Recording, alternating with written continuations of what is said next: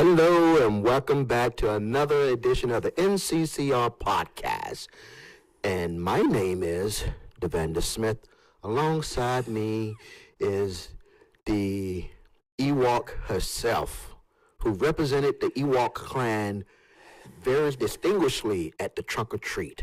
With her lightsaber, her backpack, she is none other than the maestro, the guru of all things Ewok. Wow. Miss? Kim Matzen. Oh, God. Is that the Ewok theme? I can't talk like an Ewok. I don't understand how to do that. I could butcher it, though, for you if you'd like me to. You know, you look pretty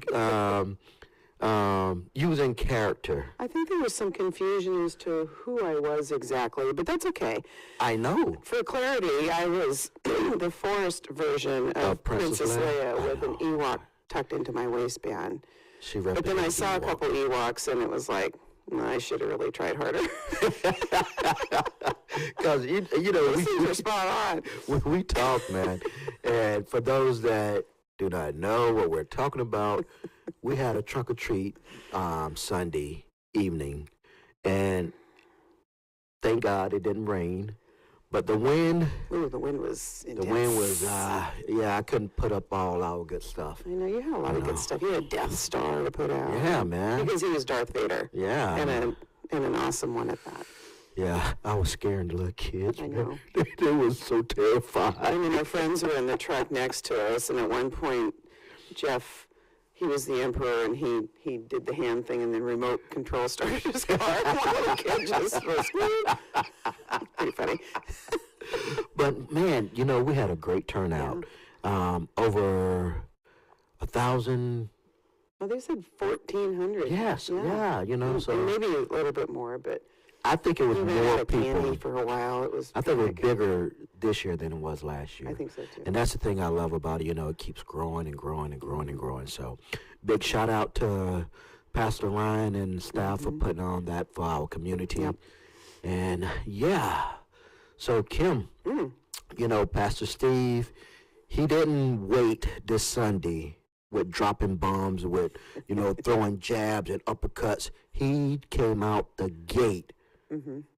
Dropping bombs. It was talking about the state of the church in America. You know, how, in his words, it's just deplorable. Well, it is. I mean, it's, we were saying before we went on air, and it's 10 out of 10. Not in a good way. Well, he talked about the celebrity of church, if you will, and mega churches that draw in all kinds of folks that have very familiar names, for example. And I mean, they're not all like that, but there's a there's a point where it's not about church at all anymore. It's just it's a soundbite or a news story or what was somebody wearing to church on Sunday? Because it has little how to did do it make with me feel? Did you give me a good feel good? Right. How did you tell me something I wanted to hear that made me feel better? Yeah. Which church obviously can and does do that, but that's not really its purpose. It shouldn't be the focus of getting rich and Right. What's that prosperity teaching, right? Yeah, and you know, like you were saying, famous pastors and stuff like that. One thing we can say about our pastor, he's not famous, so we're in the good. Well, he's not famous yet. He might be after this podcast. I think I might be fired after this. His popularity may grow if he gets rid of this podcast. I don't know. What are some of your takeaways besides what you just laid out there? Was there anything else that stood out to you? You know, the verses this week are 1 Thessalonians chapter 2, the entire chapter. Sorry, I felt like there's something crawling on me. It's just a hair, apparently. Yeah, I did not blow my hair. Verses 1 through 20, we will not read those on air today because I want to amplify. I don't want to. Stephanie, if you're watching, call in right now and give us the amplified version. He's kidding. Really, I am. We don't have enough time for that. But feel free to read that on your own, and we suggest highly that you do that every week, not just this one, but it's good to always go back and reread those on your own. Steve does have a lovely reading voice, but I think it's important to read it on your own. Yeah. Yeah. Anyway, so Paul was talking about, and in those verses, in part, showing us how to model behavior as a church, and what that looks like in well, back then, and obviously still to this day, because we're still trying to get it right. Yeah. And he used 4 different types of bullet points, if you will. Prioritizing how to put God first and why we should put God first. And again, just get out of the way, because God loved us from the beginning. He made us in that way, and we need to make that the forefront of how we, walk through life and how we do church. Yeah. And then, come at it with integrity. You need to be truthful and faithful, and I don't know, I guess that says it all. Just on to be honest and how authenticity. Yeah. It resonates with people. Mm-hmm. Because we had a couple of friends. They came to us, we was talking and stuff like that, and they were like, one thing that we admire about you guys is you guys are authentic, and I can get with that.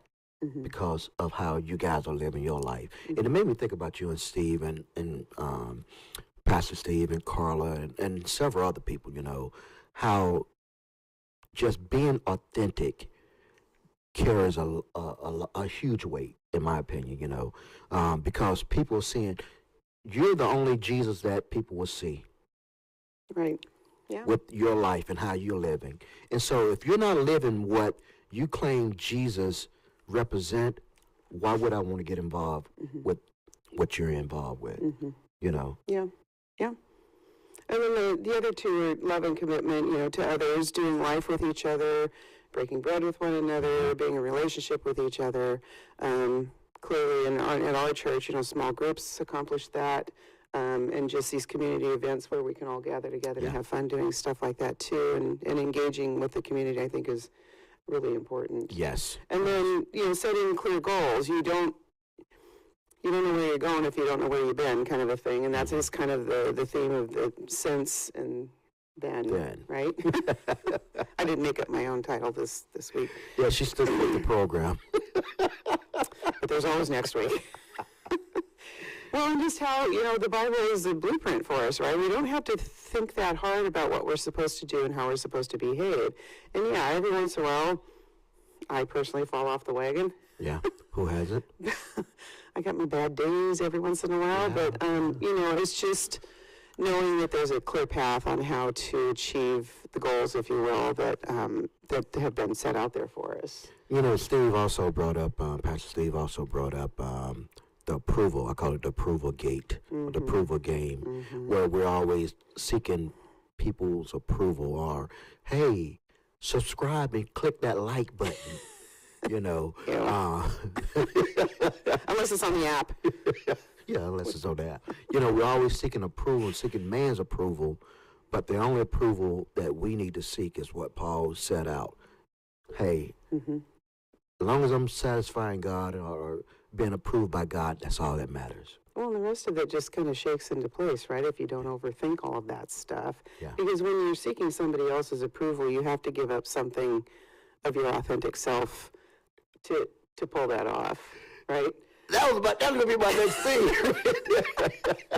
I want you to like me, but I don't like LSU, and I'm going to pretend that I do because I want to be your friend. Yeah. I do like LSU because their colors are correct. Yes, thank you.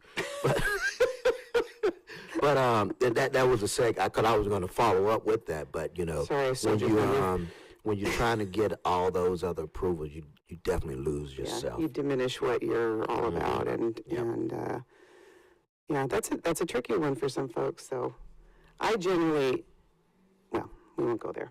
You've all seen my I care face and my I don't care face. Why don't you show the public again? Okay.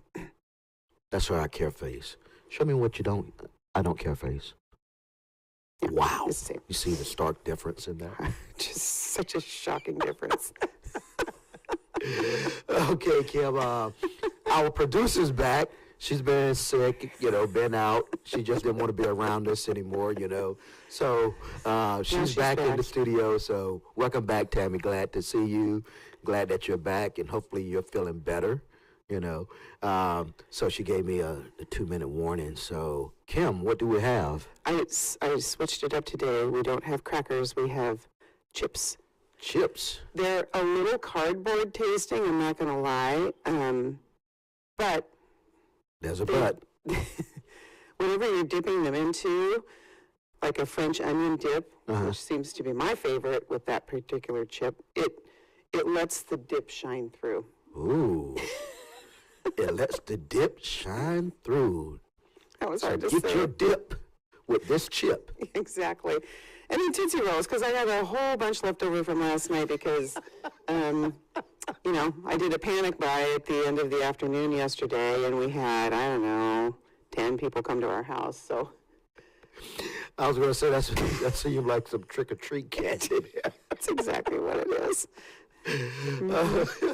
Okay, folks, pardon us for all this good laughter, but sometimes laughter is good for the soul. It is. Okay, that concludes our show for the day. My name is DeVandis Smith. Alongside me is Miss Kim Matzen. Tune in next week, next Tuesday, 8 o'clock, the same back time, same back channel. Wow.